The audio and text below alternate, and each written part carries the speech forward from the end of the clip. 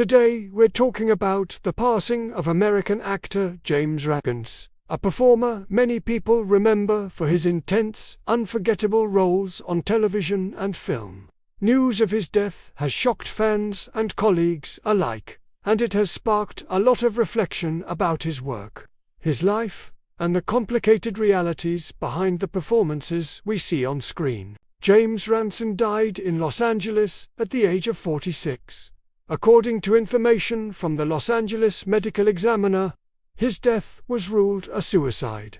The news broke on Sunday and quickly spread across social media and entertainment outlets, prompting an outpouring of grief from fans of the shows and films he helped shape. For many viewers, Ransone will always be associated with The Wire, the critically acclaimed HBO series often cited as one of the greatest television dramas of all time.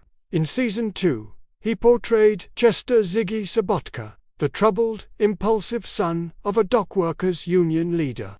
Ziggy was not an easy character to like, but that was exactly what made Ransone's performance so memorable. He brought vulnerability, frustration, and raw emotion to the role, turning Ziggy into a tragic figure rather than just comic relief or a side character.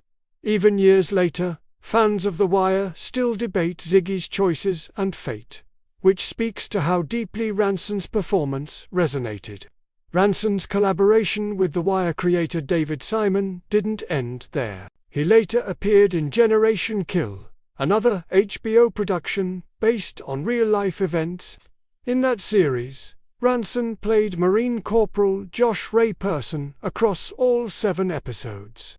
The role was very different from Ziggy Sobotka, yet once again he managed to humanize a complex character. His portrayal balanced humor, fear, and the psychological strain of life in a combat zone, earning praise for its authenticity. Over the years, Ransone built a career around characters who were flawed, uncomfortable, and deeply human. He appeared in films and shows that demanded emotional risk, including It Chapter 2, where he played the adult version of Eddie Cass. In a cast filled with major stars, his performance still stood out to many viewers. Fans noted how he captured Eddie's anxiety and bravery, adding depth to a character that could have easily faded into the background. Following the news of his death, social media filled with tributes. Fans shared favorite scenes, quotes, and memories of how his work impacted them. Fellow actors also expressed their respect and sadness. One of them, Francois Arnault, described Ransone as a unique actor who was continuously impressive and inspiring. Messages like these highlight the quiet but significant mark Ransone left on the industry and on the people who worked alongside him. Looking back at his life, James Ransone was born in Baltimore in 1979. He attended the Carver Center for Arts and Technology in Towson, Maryland, a school known for nurturing creative talent. Acting became his path early on, and he got his break co-starring in the 2002 teen drama Ken Park. Just a year later, he landed his role on The Wire, a turning point that would define much of his career and introduce him to a global audience. In later years, Ransone spoke openly about personal struggles that shaped his life. In 2021, he shared that he had been sexually abused by a former tutor during his youth. He explained that this trauma contributed to later battles with addiction, including alcohol and heroin. His decision to speak publicly about such experiences was seen by many as an act of courage, especially in an industry where vulnerability is often hidden behind success and recognition. He also reflected on the emotional toll of acting itself.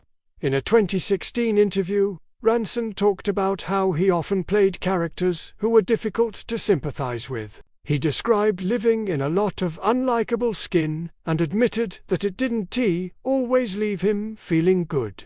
Those words feel especially poignant now, as people revisit his work and consider the emotional weight he carried, both on screen and off.